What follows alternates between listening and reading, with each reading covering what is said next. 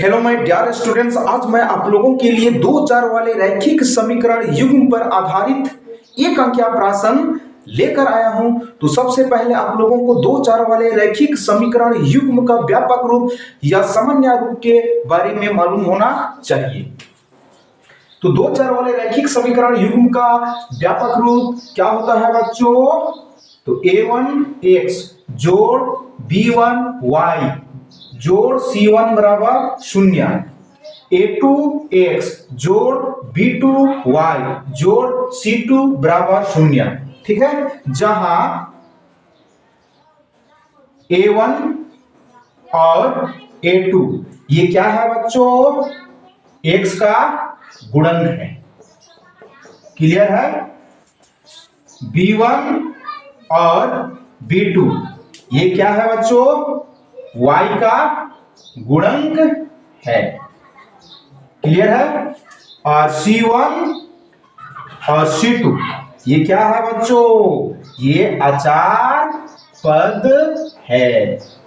Clear है?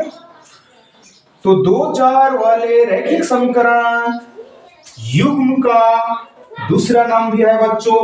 तो दूसरा नाम क्या है? इसको किस नाम से जाना जाता है? युगपत समीकरण के नाम से भी जाना जाता है। क्लियर है? ठीक है, तो दो चार वाले रैखिक समीकरण युग्म या युगपत समीकरण का व्यापक रूप क्या होता है बच्चों? a1x जोड़ b1y जोड़ c1 बराबर 0, a2x जोड़ b2y जोड़ c2 बराबर 0।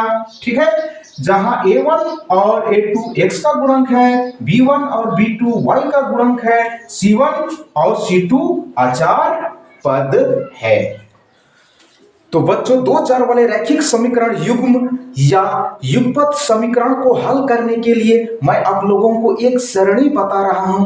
अगर आप लोग इस सरणी को अच्छे से समझ गए तो दो चार वाले रैखिक समीकरण युग्म या युगपत समीकरण को चुटकियों में सोल्व करोगे। तो चलिए सरणी देखते हैं। तो बच्चों पहला नंबर खाना में क्या लिखा है देखते हैं। सीरियल नंबर क्रम संख्या, दूसरा में कंडीशन यानी स्थिति, और तीसरा में नंबर ऑफ सॉल्यूशन हलों की संख्या, चौथा में ग्राफ और पांचवा में नेम ऑफ इक्वेशन समीकरण का नाम। ठीक है, तो आप लोग यहां ध्यान दीजिए। पहला नंबर कंडीशन क्या है? यदि a1 बटा a2 बराबर नहीं b1 बटा b2 तो हलों की संख्या कितना होगा बच्चों? एक हल होगा। लेकिन कैसा हल होगा? अद्वितीय, जिसके समान कोई दूसरा हल नहीं होगा। और ग्राफ कैसे बनेगा? प्रतिच्छेदी बनेगा, यानी x तथा y अक्ष से बने सरल रेखा एक दूसरे को एक बिंदु पर क्या करेगा? प्रतिच्छेद करेगा। और समीकरण का नाम क्या होगा बच्चों? संगत समीकरण या अविरोधी समीकरण। क्लियर है? तो दूसरा नंबर कंडीशन आप लोग ध्यान दीजिए। यदि a1 बटा a2 बराबर b1 बटा b2 बराबर c1 बटा c2 तो हलों की संख्या कितना होगा बच्चों? अनेक यानी अनगिनत हल होंगे। ठीक है, और ग्राफ कैसे बनेगा? संपत्ति, यानी एक रेखा के ऊपर दूसरा रेखा आएगा। ठीक है, और समीकरण का नाम क्या है? आश्रित या संगत समीकरण कहा जाता है। क्लियर है? तो तीसरा नंबर कंडीशन आप लोग ध्यान दीजिए। यदि a1 बटा a2 बराबर b1 बटा b2 बराबर नहीं c1 बटा c2 तो हलों की संख्या कितना होगा बच्चों? कोई हल नहीं होगा। ठीक है, और ग्राफ कैसे बनेगा? समांतर बनेगा। क्लियर है? और समीकरण का नाम क्या है बच्चों? विरोधी समीकरण या असंगत समीकरण कहा जाता है। क्लियर है? तो ये तीन कंडीशन है, और तीन कंडीशन अगर आप लोगों को समझ में आया तो दो चार वाले रैखिक समीकरण या युगपत समीकरण को चुटकियों में सोल्व करोगे। क्लियर है? इस सरणी की सहायता से दो चार वाले रैखिक समीकरण युग्म या युगपत समीकरण को हल करेंगे। तो चलिए बच्चों आज का पहला प्रश्न देखते हैं। यदि a1 बटा a2 बराबर b1 बटा b2 बराबर नहीं c1 बटा c2 तो समीकरण निकाय a1x जोड़ b1y जोड़ c1 0 और a2x जोड़ b2y जोड़ c2 बराबर 0 का यहां ऑप्शन दिया है। ठीक है। तो ये जो समीकरण युग्म दिया है इसका कोई हल नहीं है, या एक अद्वितीय हल है, या अपरिमित रूप से अनेक हल है, या दो हल है, ये हम लोग पता करेंगे। ठीक है। तो बच्चों आप लोग ध्यान दीजिए, हम आप लोगों को पहले सरणी बता चुके हैं।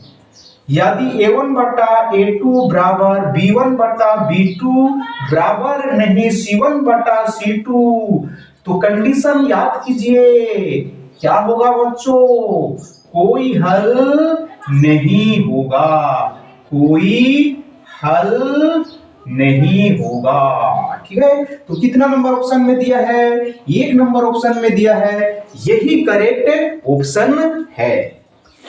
तो चलिए बच्चों आज का दूसरा प्रश्न देखते हैं। रैखिक समीकरण युग्म 2x माइनस y बराबर 5 और 3x प्लस 2y बराबर 4 का हल है। ठीक है। तो यहाँ रैखिक समीकरण युग्म दिया हुआ है और इस रैखिक समीकरण युग्म का हल कितना नंबर ऑप्शन में दिया है ये फाइंड करेंगे। तो हम लोग यहाँ ऑप्शन की सहायता से ही फाइंड करते हैं। तो 2x माइनस y बराबर 5। ठीक है। तो एक नंबर ऑप्शन से चेक करते हैं। तो 2 गुणा x बराबर यहाँ कितना दिया है 2, तो x की जगह 2 लिखेंगे, माइनस y बराबर -1 दिया है तो y की जगह -1 पुट करेंगे बराबर 5। तो गुणा कर दीजिए, 2 दूना 4, माइनस माइनस प्लस, और ये 1 बराबर 5 और 4 जोड़ 1 5 बराबर 5। ठीक है। इसका मतलब ये जो समीकरण दिया है ये क्या है बच्चों, संतुष्ट है, क्योंकि बायां 5 दायां 5 के बराबर आया। ठीक है। इसलिए कितना नंबर ऑप्शन सही होगा, एक नंबर ऑप्शन सही होगा। तो चलिए बच्चों आज का तीसरा प्रश्न देखते हैं। समीकरण युग्म 3x प्लस 2y बराबर 5, 2x माइनस 3y बराबर 7 के कितने हल होंगे। ठीक है। यह समीकरण युग्म दिया है और इस समीकरण युग्म के कितने हल होंगे ये पता करेंगे। तो सबसे पहले ये जो समीकरण युग्म यहां दिया है, ठीक है, इसको दो चर वाले रैखिक समीकरण का जो व्यापक रूप होता है उसी रूप में लिखेंगे। तो 3x प्लस 2y और ये जो 5 है इसको लेफ्ट साइड यानी 3x प्लस 2y तरफ पक्षांतरण करेंगे। तो पक्षांतरण की क्रिया में चिन्ह बदल जाता है, प्लस 5 क्या हो जाएगा -5 और इधर कुछ नहीं, मतलब क्या बचेगा 0। 2x माइनस 3y 7 को भी लेफ्ट साइड पक्षांतरण करेंगे, प्लस 7 क्या हो जाएगा -7, इधर कुछ नहीं मतलब 0। ठीक है।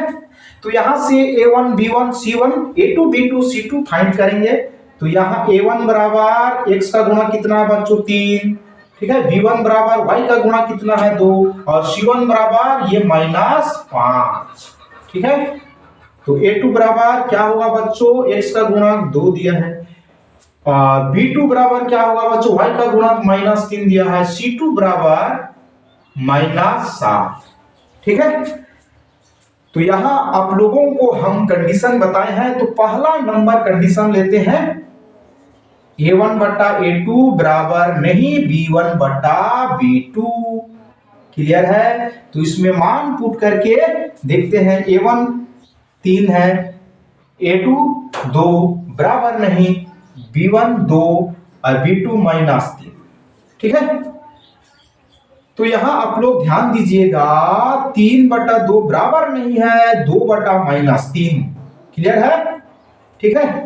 इसका मतलब यहां क्या होगा बच्चों, हलों की संख्या 1 होगा। ठीक है। हलों की संख्या कितना होगा बच्चों 1, और ये कितना नंबर ऑप्शन में दिया है, एक नंबर ऑप्शन में दिया है, यही करेक्ट ऑप्शन है।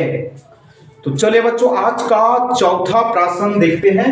समीकरण निकाय 2x प्लस y माइनस 6 बराबर 0, 2x माइनस ky माइनस 2 बराबर 0 के अद्वितीय हल होने के लिए k का मान है।